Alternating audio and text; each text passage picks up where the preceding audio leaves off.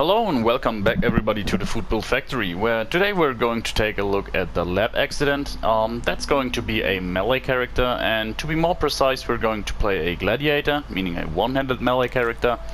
And furthermore, this is my take on a non-RNG build. So for those of you who stick with the channel, recently I released a video making a sniper build that's completely free of RNG, meaning that everything you need for the character in terms of equipment and such is completely fixed in terms of rewards or non-legendary. So basically what that means is that you're not going to rely on the purveyor or random drops from enemies, so it's really easy to recreate. Now, as I said with the last video, complete RNG-free characters aren't really a thing in this build, in this game, because if you do it like this, there's always some RNG involved. Now, for example, I'm talking about even if you're not using legendary equipment. Let's say you want to modify your armor, your non-legendary armor. Unlocking mods for that is tied to RNG, meaning that every time you scrap a armor piece, you're going to have a random chance to unlock a mod. So you can't get around RNG completely in this game. However, I feel like this is a very achievable amount of RNG, let's say it like that way. So there's probably not going to be an easier way to create a character from scratch. Now, to be fair, in the last video we did use an actual legendary weapon, which was a quest reward, but on this occasion, believe it or not, we're actually completely free from legendaries, so we don't carry a single legendary weapon or armor piece with us. I mean, we do carry one, but that's what I just picked up earlier, but we're not using any. Now, when it comes to melee in this game, now, for a long time, melee was just extremely powerful. Nowadays they toned it back a little, so it's not as powerful anymore. However, especially for day-to-day combat, it's still a great option, simply because you don't rely on ammo, which for a casual player is probably a nice thing. In addition to that, something I won't really show off in this video, for a simple reason, is that melee can be buffed by quite a few things. Now, more than I think any other weapon build, melee really relies on buffs, like certain food items that buff your strength or directly buff your melee damage. In addition to that, you have a lot of different chems that can really help you out. You do get chems, or you do have the ability to take a legendary perk that gives you extra chems for buffing your melee character. Yeah, you can really increase your damage by quite a lot on the fly, which isn't really such a thing on other weapons. For example, if we go for snipers, there's good consumables that help you get better criticals or something, but nothing that really overall improves your damage output, with the exception of some alcohols you can brew, like ballistic bock for example. But that being said, I decided not to use any consumables during the video because I wanted to show you the actual complete base performance of the build. I am aware that there's quite a lot of players that just don't want to use or rely on consumables, which I personally count myself to being one of those persons. I don't really like to rely on consumables. One I use often, and here we see, like, I'm playing on console, not hard to tell. We just wait till our enemies and world loads in. I'm not exactly sure what it is about this specific radar encampment, but it always happens here, way more often than on any other occasion. Back to the topic, what I wanted to talk about. Well, let's grab that stimpack, we're burning through quite a few. If I'm using a melee character just for playing, I do use some consumables. One I find easily available in masses and which I can always be stocked up with is mutant hound chops. You know, like every mutant hound gives you mutant hound meat. If you cook that up, you get mutant hound chops, and especially if you're using the carnivore mutation, that means you're getting, I think if I recall correctly, an extra 20% melee damage, which, yeah, that's a fair amount. It's definitely noticeable, and this would be one of the consumables that you can easily get a hold of, carrying around like 10 to 15 or something. It's quite easy. How I mostly play is that I just use consumables when I'm fighting boss enemies like Mirelurk Queens, Sheep Squatches and such. But for day-to-day combat I typically don't bother with it.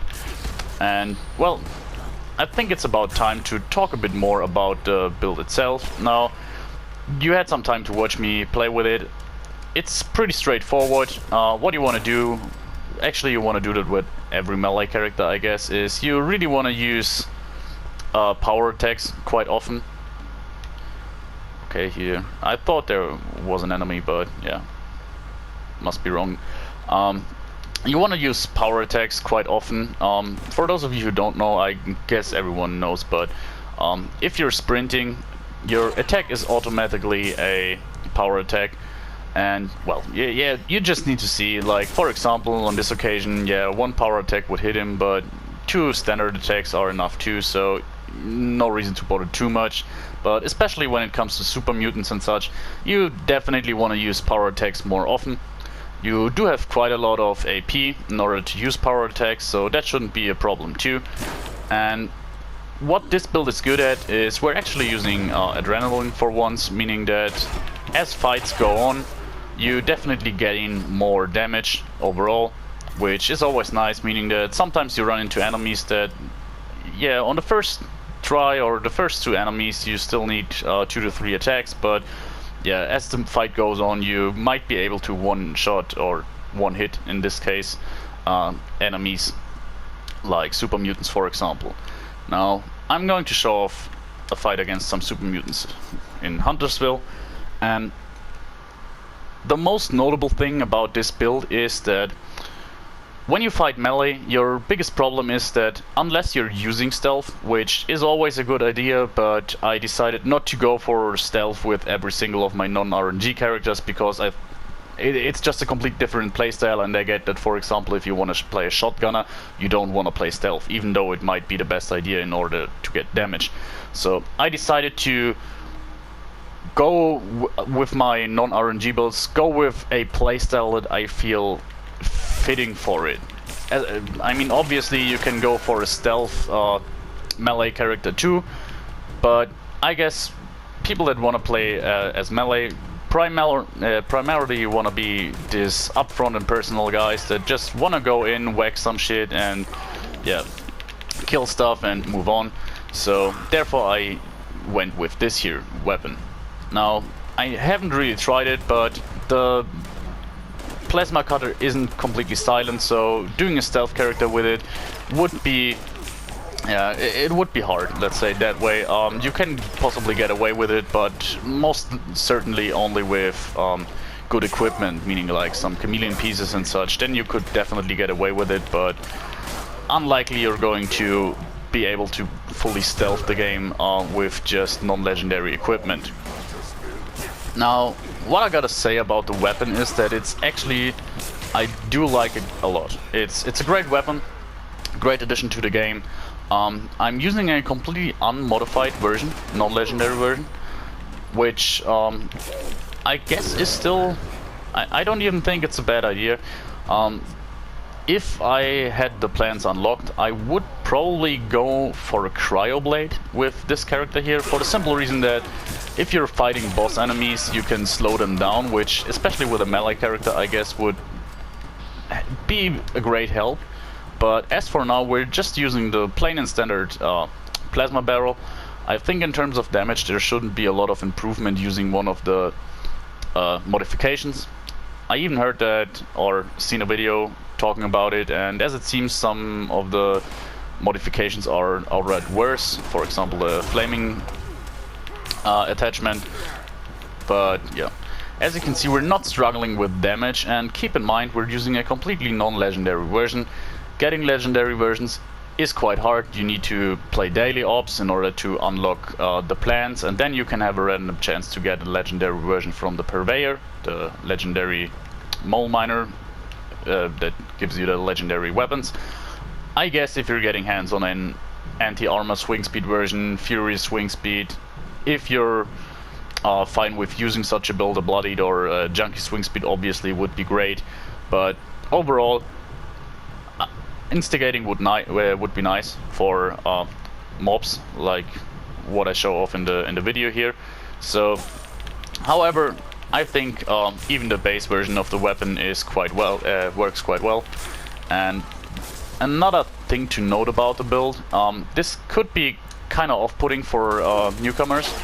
We're burning through quite a lot of stim packs, so I am aware that especially in the early game this could be problematic. You're often running out of stim packs, but the moment you're getting into the late game, you're typically not having trouble maintaining a lot of stim packs, especially if you're running daily ops missions or something. And one thing that you can actually do is we're quite heavily invested into stim packs, meaning that we have different perks that boost our efficiency with them. So we can dilute our stim packs using purified water in order... let's take some adrenaline. In order to use diluted stim packs most of the time. We're not in need to use a normal stim pack every time, and diluting our stim packs actually makes it so that we have double the quantity of stim packs, and they're good enough for our means. So therefore you shouldn't have a big problem maintaining the stim packs, and after all it's not that bad. It's not like we're running through 2 or 3 stim packs a minute. When we fight, usually per fight we use up 1 stim pack, but that's about it. And keep in mind, these enemies here are probably like level 100 super mutants are no joke, and are basically, except for boss enemies, like I said earlier, Scorch Beasts or Sheep Squatches, yeah, you will rarely fight anything harder than a level 100 super mutant. That's about the worst that can happen to you. Now, here we do have a legendary version. We have to wear him down a little, and now we can use some power attacks. As you can see, enemies' health is going down way faster. Now, this is a garbage drop. Swing speed is nice, but assassins, yeah, basically useless effect. I mean, it now affects human NPCs, but to be honest, how often do you fight them? And I generally feel like human NPCs are one of the weakest enemies. The biggest danger that comes from them is that they actually have quite a high damage output from time to time, but they're squishy, so extra damage against them is not really something you need. We're not going to clear out Westtech, by the way, from the inside. That's just going to be some more time killing super mutants. I think you have a... I hear some shots outside still. I think you have a fairly good idea of how the build works out. The damage output is actually surprisingly high for a non-legendary weapon. And yeah, you need a few hits, but honestly, it's not a big problem. Now, if you want alternatives for this build, you can use obviously use pretty much every melee weapon you can get your hands on. Some people do like the all-rise heavy sledgehammer, super sledge, which you can get from a quest. You just have to swap out some perks, so meaning you use Slugger instead of Gladiator, but that's about it. Now, this is going to be it in terms of gameplay. I hope you have a good idea of how the build plays out. Now let's take a look at our equipment first, or actually let's take a look at our mutations. This guy is fairly much relying on mutations, pretty straightforward. Melee does really benefit from mutations. Now, we do have adrenal reaction. As you saw here, our typical gameplay loop is that we get into a fight, lose our health down to a 20%, and then regain our health through a perk that gives us a stim pack. So when time goes on or during the fight, we often find ourselves at lower health, and therefore adrenal reaction is always a benefit for us. Now, a bit less AP isn't all that great, but to be fair, it's not that much. Now, as you see, for example, we're trying to be full fat all the time for a little strength boost, and that gives us 35 HP, so in all reality we don't lose all that much from adrenal reaction. Now, marsupial gives us extra carry weight, which is nice, but mostly we're interested in the jump height. It also helps to roleplay this kind of lab experiment kind of feel. You're this scientist who really altered his body through mutations and such, making himself kind of a monster over time. Now, scaly skin, the sound alone kind of gives a mutant vibe, but some extra damage resistance and energy resistance is always a good win. It's not a lot, but we're using non-legendary equipment, so 50 extra damage and energy resistance is a nice thing to have. Speed Demon, while we're not using any weapon that needs reload, the increased movement speed is nice. I mean, it's hard to tell, but you really see the difference if you're playing with the Speed Demon character and then use it without Speed Demon. You really notice a difference. Now, even if movement speed plus 20 doesn't sound like a lot. And the most important mutation here is Twisted Muscles. Pretty straightforward. Extra melee damage. Now, 25 extra melee damage, that's more than 3 ranks of Gladiator. So, this is a no-brainer. But actually, the chance to cripple is really the thing that carries the choice home for us, because we're having, even though the weapon says it's slow, it's actually medium, and as you saw, we're hitting quite often, and the chance to cripple an enemy is quite nice. But yeah, that's about it. Now, in terms of equipment, that's the next thing you're going to take a look at. We do have 2 leather arms. They are sturdy, so or are they? I'm not sure at the moment. But yeah, 2 leather arms, fully modded. The mods we're using here are ultralight and studded. Now, you could go for the mod that reduces your power attack cost, but to be honest, I found that I rarely run out of AP in order to do my power attacks, so therefore ultralight was a good choice for a bit more AP refresh. But that's something you just have to find out for yourself. And going on here, we do have shielded urban operative under armor. Mainly interested in the strength here. We don't use perception at all, but extra 3 strength is nice. Now, you do have better options or other options. For example, shielded boss under armor gives you extra strength and endurance. The endurance would be nice, gives us a bit more HP, but this was what I had on hand, and as long as you have something that buffs your strength, that's your go-to. I think the best option would probably be the Secret Service under armor. I guess that gives you 4 strength with shielded modification, but I'm not completely sure on that. Now, here we do have 2 heavy metal legs, polished. Now, this one's broken, the other one too, so keep in mind, if you're looking at our defenses here, you could add 100 extra damage resistance and around 20-25 extra energy resistance to it, but we lived fairly well without it. And here we do have a dense metal chest piece, polished too. Dense is pretty important as we don't have the fireproof perk for once, so a dense chest piece is really something you should invest into. Otherwise, especially super mutant suiciders can actually be a pain in the ass. Now, with the mix of energy and damage resistance from either leather or metal, we're having a good mixture, fairly evenly spread. Now, as you can guess, go for whatever has the best defenses.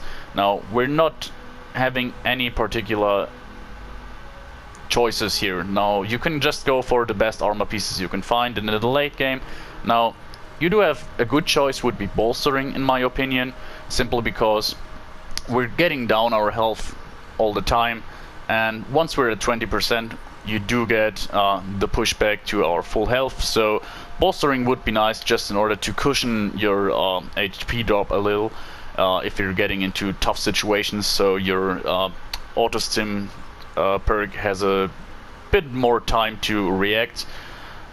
meaning you're having kind of a safety net. However, another good thing would be Vanguard, simply because we, as often as we are at low health, we are at high health, so Vanguard would be nice. But if you have complete free choice here, I'd say the best option would probably be to have a mixed set of Slayer armor. Mutant Slayers and Troubleshooters armor would probably work best, combined with some AP refresh, and Cavalier would be nice. We're sprinting a lot, but there's not a particular thing you're looking for. It's actually up to your choice. We do have a lab coat here, but that's about it for appearance.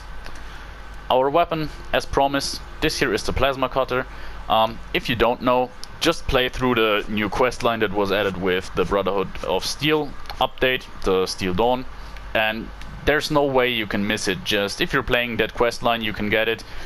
It's fairly late in the questline. I think it's even one of the last rewards or something, but still we're talking about a questline that's about 4 to 5 hours, so it's easily achievable. And in the meantime, go for whatever you like. What I found to be a good pick is the Black Diamond, I think it's called, which you can get through the Radar questlines, more specifically through Rose's questline. But yeah, go for whatever you like. Usually the one-handed melee category isn't all that much appreciated, simply because it lacked some good options. It was, to be honest, just outclassed by Slugger.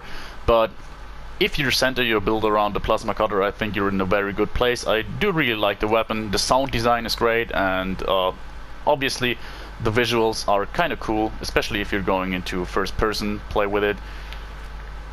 Yeah. It's very cool. I do like it a lot. And last but not least, let's take a look at our perks. Now, first and foremost, I want to say that I did use legendary perks in this build here, but most of them you didn't even notice, like Ammo Factory, Infiltrator, Brawling Chemist, and Retribution. Those perks you didn't see in action at all. Brawling Chemist, we did get the super cams, but I did not use them. Master Infiltrators just there for unlocking terminals and such. Ammo Factory, more ammo production, and what was the last one? Retribution. I didn't block a single time in the whole video, I think. So the only legendary perks you saw were Watt Rats and Collateral Damage. Now, Watt Rats I just do like to have on my character, simply because you're getting single rats here and there, and yeah, it's just nice to have that 1 rat per second go away. So over time you don't have to take rat away all that much. But we're talking about 1 rat per second and a bit more rat resistance, so you can definitely live without it. It's by no means a legendary perk you need in order to make the build work, and there's better options anyways if you go for legendary perks. Mainly you would want to increase your special points, but yeah, just so you know, you can live without this perk. And the only one that really gives us a little advantage is Collateral Damage. You probably saw it proc a few times, but a 10% chance that enemies explode. It's just a little fun thing I added, but yeah, yet again, you completely see how the build performs without it by just looking at the kills that didn't trigger it. So I think we can all agree that yeah, you can definitely run this build without this legendary perk either. So that leaves us with our standard perk points. This is just what you achieve by probably not level 50. I guess you would need to have level 60 or 70 in order to have this build right, but here we go. Strength 15 should be no surprise to anyone. What we're doing here is Martial Artist and Incisor.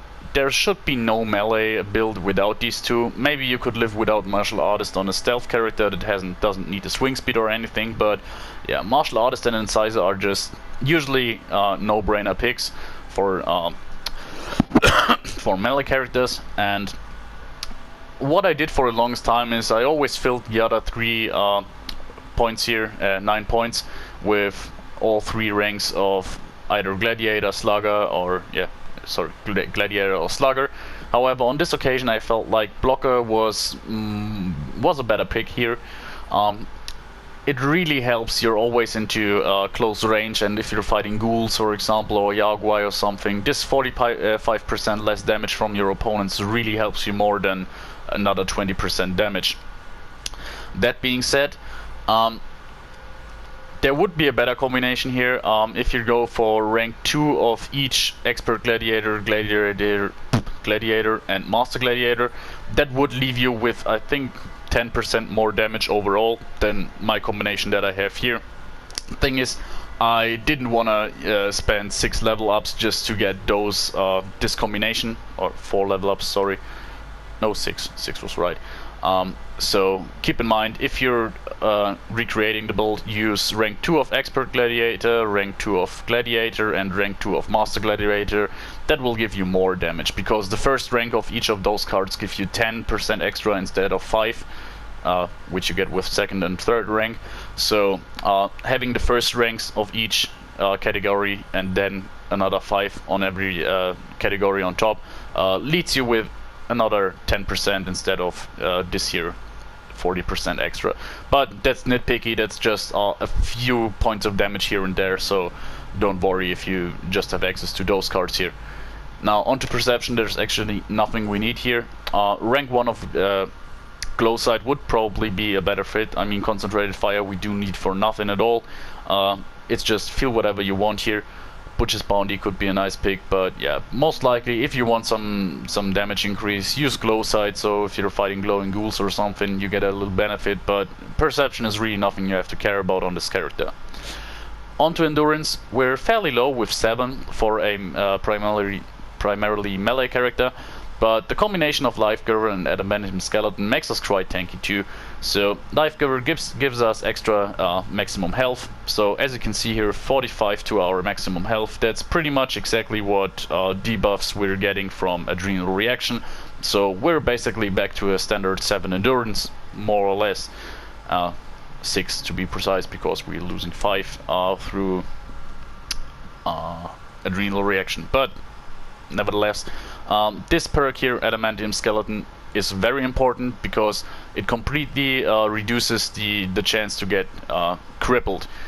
If you don't know, if you get crippled in this game, you're getting staggered too, and fighting against something like a Yaogwai, for example, or ghouls, it's just a pain in the ass if you're getting crippled all the time. You really want Adamantium Skeleton, because also, if I recall correctly, if your arm, for example, gets crippled, your damage goes down with your melee weapon, for example. But most likely the problem is you're getting swarmed very easily and can't move all that freely, which you really want to do with this character. So Adamantium Skeleton rank 3, this is an absolute must-have. Life Giver, you could go for something else, Fireproof or anything, but I do still advise you to use Life Giver. It's just a little health boost. Now onto Charisma. For once I didn't use Lone Wanderer. I mean, obviously if you're playing alone and can make up 4 perk points in Charisma, yeah, use Lone Wanderer too for extra IP refresh and less damage. But on this occasion we went for Tenderizer, as usually we won't one-hit most enemies, and especially those we don't one-hit, we want some extra damage. Now rank 3 obviously would be a nice pick, but rank 2 is enough for our means. Another 7% damage basically on every second hit. We're getting a hit in within 7 seconds, so that's not a problem. Now for those of you who still don't know, Tenderizer still works multiplicative because it is a debuff to our enemy rather than a buff to our weapon. So therefore it's a flat 7% damage increase, which makes it more beneficial than Bloody Mess or something like that. So yeah, it's a good pick. The other thing we want to have here is Field Surgeon. Now it's not especially necessary, but as you saw in the video, we're basically just relying on our Bone Survivor perk in order to keep us alive. Meaning during fights we let our health deplete down to 20%. When 20% are activated, we do get a Stim-Pack automatically injected, and Field Surgeon makes it work more quickly. Now this doesn't sound like all that impressive, but keep in mind, especially for example, let's say we're getting shot at by a super mutant with a minigun. Now having this perk Born Survivor activated doesn't mean we're safe, because especially fast firing enemies can chew through our healing, so they can out damage our regeneration from the Stimpack, meaning that Field Surgeon really helps us getting more health back in shorter time. And we do still need to sometimes take a manual Stimpack, for example, but Field Surgeon is really helpful. It reduces the risk of dying, actually. Now onto intelligence. This is something you would really want to improve over time with legendary perks. But for now we do have First Aid for the same reason as we do have Field Surgeon. Making our Stimpaks more active, more efficient is very important, especially on a character that relies on them very often. And mainly what it does for us is that we're burning through less Stimpaks overall, which is a nice thing. You really want to do that to the end game. You need a steady supply of Stimpaks, and having more efficient ones makes it easier for you to keep up with your Stimpak consumption. That left us with 2 ranks of Makeshift Warrior here. Now these 2 ranks can easily go somewhere else, but for now I left them in. The weapon breaks fairly quickly, 20% slower break is nice. Now you could arguably go for something else, but over time you definitely want to increase your intelligence with legendary intelligence, for the simple reason that if you want to unlock modifications for your weapon, you most likely need Makeshift Warrior rank 5 and one of the science perks active at the same time, so you probably need intelligence of 7 or something in order to do that. I mean, you could always live without it, but that would be something you want to boost over time. Now you could also, if you have some level ups available, not use legendaries, but just swap in or swap some perk points from another tree in order to do your modifications and then swap them back, offering like sacrificing like 5 level ups or something. But yeah, it's not enough use in order to justify running around with higher intelligence from the get-go all the time, in my opinion. Now onto agility, it's at 13. We do have Action Boy rank 3. Now for once we don't really need a lot of perks in agility, so we have room for some more convenience here. Action Boy is, in my opinion, a convenience perk in this occasion. Through Hiker, definitely a convenience perk, but especially, as I said earlier, you have the ability to get a lot of buffs from food items when you're doing a melee character. As I said, mutant hound chops, but also we're talking about things like Deathclaw steak or Yaoguai ribs and such.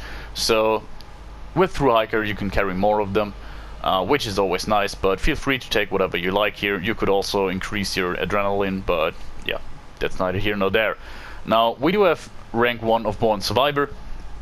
Rank 1, in my opinion, is enough because due to Field Surgeon and First Aid, having it activate at health 20% is enough. However, if you feel like you're dying a lot or something, just increase this perk by 1 and you will see that your Stimpaks activate at 30% health, and that should already increase your survivability by a lot. So there's that. But other than that, I explained fairly well, I think, how the perk works when I was talking about Field Surgeon and First Aid, so nothing to say about that. It's just automatically injecting a Stimpak at a certain health. Now, last thing here, not last thing, now White Knight, it's something I rarely use, simply because I most of the time just swap it in when I'm repairing armor. But on this occasion, yeah, you're always in trouble, you're always getting damaged, so your armor breaks fairly often, and White Knight really helps you on this occasion. Now it also helps you with repair cost, especially ballistic fiber, but for the most part we want to have that because we are relying on energy and damage resistance quite a lot. Otherwise we would burn through Stimpaks even faster, so White Knight is a good pick here. And lastly, this leaves us with 3 points of adrenaline. Now obviously rank 5 of Adrenaline would be more beneficial, but I found rank 3 already gave us a lot of damage potential. It's surprising how often Adrenaline is really useful. Most of the time in this game you're actually fighting hordes of enemies. It's quite rare that you fight like 2 or 3 enemies at a time. It's really often that within a minute you find another character, so another enemy, so Adrenaline is always a good pick. And last but not least, we do have luck here. Bloody Mass is pretty straightforward. Now, I know a lot of people don't use Bloody Mass anymore because it isn't all that great, but on a non-min-maxed character like this one, it's still quite effective. We're still talking about 20 extra damage points. It's nice to have. Not necessary, but I personally don't want to live without it on this character. Feel free to take something else if you want to, but yeah, I did like to have it on. Now, Ricochet, this helps us with survivability. I know that on paper the perk doesn't sound all that great, but it's proven time and time again that Ricochet actually is a good perk that really helps you with your defense, and that's about it. Now, it could also synergize very well if you're getting hands on some legendary versions of your weapons. For example, a vampire one would be very nice, so you can get health regeneration from being shot. But yeah, that's neither here nor there. We're not talking about legendaries yet. This is a non-legendary character build so far, and therefore Ricochet is just there to increase our survivability a little. Class Freak, this is very important. Now, when I showed off the mutations earlier, you saw that we're still getting debuffed by 50 HP from Adrenal Reaction, which isn't the case. It's actually reduced by 75%, but it's an ongoing visual bug with Class Freak that it doesn't actually show how much it reduces certain negatives from mutations. Therefore, yeah, here you can see it. We do have Class Freak on, and in all actuality we have like 12.5% less AP or something like that, but yeah, it's not all that bad, and Class Freak, it really helps us. You can definitely live without it, use something else here, but there's not a lot we do need in luck when we're talking about a melee character, and therefore, yeah, Class Freak is a nice pick. And last but not least, Starch Genes. Now, this is obvious. I'm pretty sure at this point on every single non-RNG build I will show off, you will see Starch Genes, for the simple fact that we want to use mutations. And the moment you want to use mutations, you always want to have Starch Genes. It's just that simple. Now, that was it in terms of the build. I hope you enjoyed it. As you see, the sun has risen during our talk about mutations. And I hope you enjoyed the build.